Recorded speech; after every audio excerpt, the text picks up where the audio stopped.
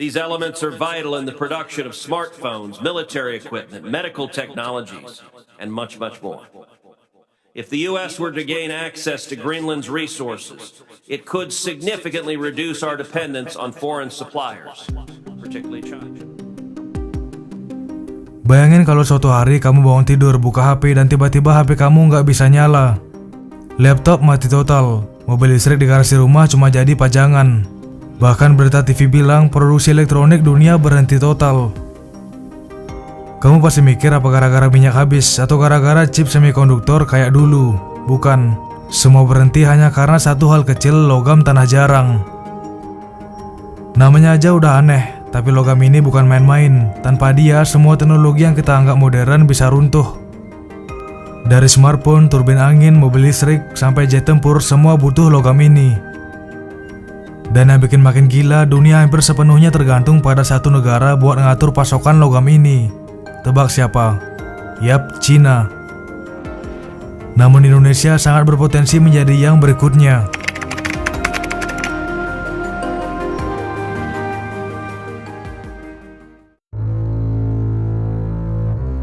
Tanah jarang atau rare earth elements ini bukan sekedar tanah yang langka terus dipajang di museum. Ini adalah kumpulan 17 unsur kimia yang perannya vital banget. Bukan cuma vital, tapi kayak rahasia dapur yang bikin semua teknologi canggih bisa jalan. Mulai dari ponsel yang kamu pegang, laptop tempat kamu kerja, mobil listrik yang lagi hype, sampai sistem persenjataan militer.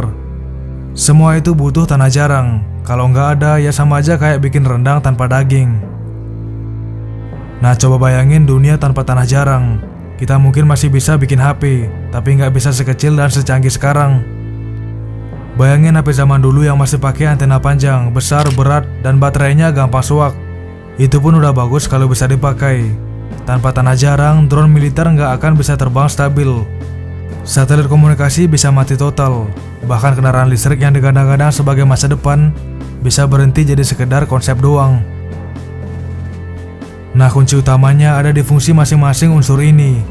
Misalnya neodymium, unsur yang jadi bahan magnet super kuat. Magnet ini ada di speaker, motor listrik, dan bahkan di rudal kendali. Dan kalau neodymium lenyap, coba bayangin mobil listrik Tesla yang katanya masa depan dunia tiba-tiba nggak bisa diproduksi lagi. Atau europium, yang dipakai buat bikin layar smartphone bisa berwarna tajam. Tanpa ini mungkin kita bakal balik lagi ke layar monokrom hijau kayak komputer tahun 80-an. Tapi jangan kira tanah jarang ini cuma soal teknologi sehari-hari. Di ranah militer dampaknya bisa bikin bulu kuduk berdiri nih. Ada yttrium, terbium, samarium. Unsur-unsur ini dipakai buat bikin sistem sonar kapal selam, laser militer, bahkan peralatan radar. Jadi kalau ada negara yang kehabisan suplai tanah jarang, sama aja kayak prajurit masuk perang tanpa peluru.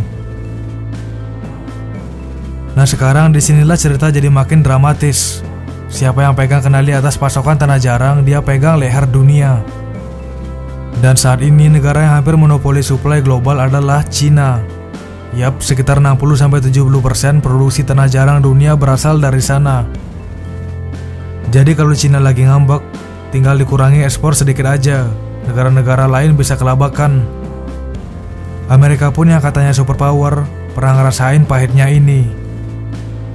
Tahun 2010 waktu Cina sempat nahan ekspor ke Jepang gara-gara konflik wilayah, harga tanah jarang langsung melambung tinggi dan bikin industri elektronik serta otomotif Jepang gemetar.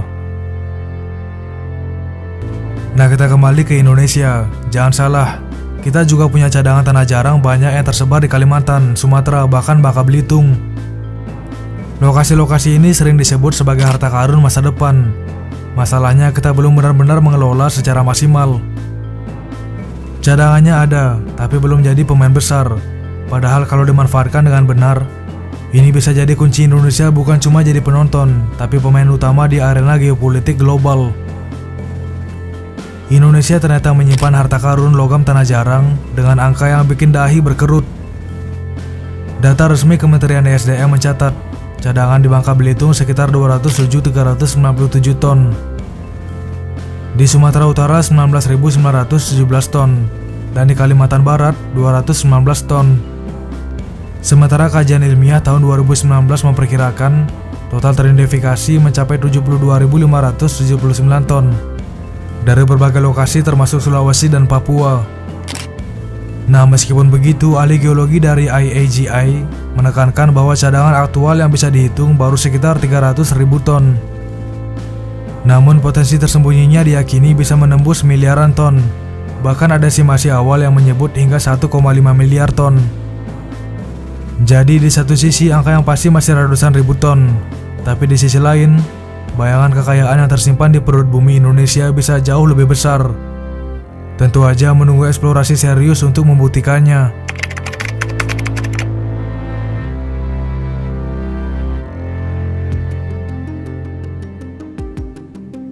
Sekarang mari kita geser sedikit pandangan ke Kutub Utara. Ada satu pulau raksasa bernama Greenland, wilayah otonomi Denmark. Bagi sebagian orang, Greenland itu cuma dikenal karena es tebal, beruang kutub, dan jadi destinasi riset iklim. Tapi di balik es yang mencair akibat perubahan iklim, ternyata Greenland menyimpan peti harta karun, tanah jarang dalam jumlah besar. Ini udah kayak film bajak laut yang cari pulau misterius dengan harta emas di bawah tanah. Bedanya harta Greenland bukan emas, tapi unsur-unsur kimia yang bisa bikin negara jadi superpower. Nah, uniknya Amerika sampai pernah bikin langkah mengejutkan. Presiden Donald Trump secara terang-terangan nawarin buat beli Greenland. Kedengarannya absurd, tapi kalau dipikir-pikir logis juga. Karena siapapun yang menguasai Greenland, otomatis menguasai salah satu cadangan tanah jarang paling strategis di dunia. Sekarang biar lebih gampang dipahami, mari kita lihat fungsi beberapa unsur tanah jarang satu persatu. Neodymium atau Nd bikin magnet super kuat yang ada di motor listrik, turbin angin, sampai sistem navigasi rudal. Kalau ini hilang, industri mobil listrik dan energi hijau bisa lumpuh. Kemudian dysprosium atau Dy bikin magnet tahan panas, dipakai di reaktor nuklir dan kendaraan hibrida. Tanpa ini, bayangin mobil listrik nyala bentar, langsung panas kayak HP kentang dipakai main game seharian. Kemudian ada europium atau EU, bikin layar TV, smartphone, dan lampu LED jadi berwarna cerah. Nah, kalau hilang, dunia bisa balik ke layar monokrom. Kemudian yttrium dengan unsur Y, dipakai buat superkonduktor, laser medis, dan senjata militer. Nah, hilang, dunia bisa kehilangan teknologi radar canggih.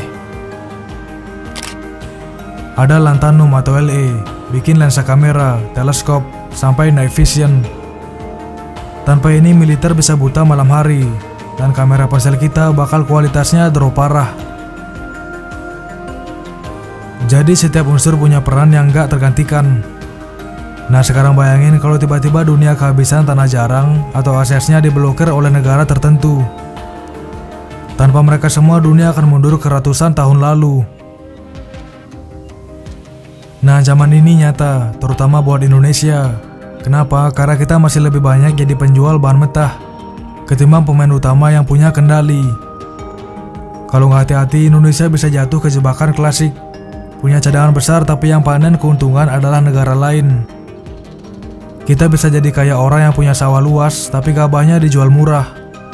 Sementara nasi di restoran mewah dijual mahal, dan untungnya diambil orang lain. Tapi Indonesia ini posisinya strategis banget. Di Asia Tenggara kita bukan cuma kaya tambang nikel, tapi juga tanah jarang. Kalau dikelola dengan benar, kita bisa jadi OPEC versi tanah jarang. Bayangin negara-negara maju yang butuh bahan baku teknologi harus negosiasi dengan kita. Tapi kalau salah urus, ya kita cuma jadi penonton yang kebagian debu doang.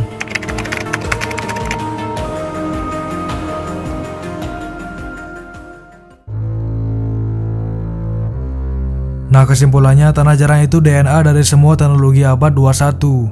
Tanpa dia, dunia modern kita bisa ambruk. Indonesia menyimpan harta karun logam tanah jarang dengan angka yang bikin kita senang duluan. Namun dari semua ini bukan berarti semuanya akan berjalan mulus, tapi bayangin ancamannya kalau kita salah langkah. Dunia udah kasih contoh, Amerika sampai nawarin beli Greenland cuma gara-gara tanah jarang.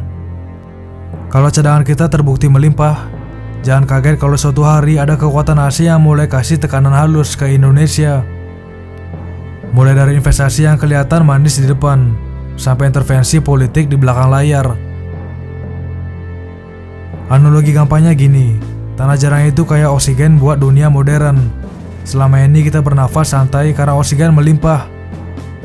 Tapi coba bayangin kalau oksigen cuma ada di beberapa negara aja. Mereka yang punya bakal jadi penguasa, dan yang gak punya harus nurut dan mati perlahan. Nah, tanah jarang posisinya udah sampai segenting itu. Tentu aja dunia gak akan tenang kalau Indonesia benar-benar menguasai tanah jarang. Mereka butuh kita, tapi mereka juga bisa habis-habisan menggencet kita kalau kita lengah. Nah, tulis komentar kalian di kolom komentar video ini, share ke teman-teman kalian. Dan jangan lupa subscribe WakyWack jika kalian ingin melihat potensi Indonesia lebih luas lagi.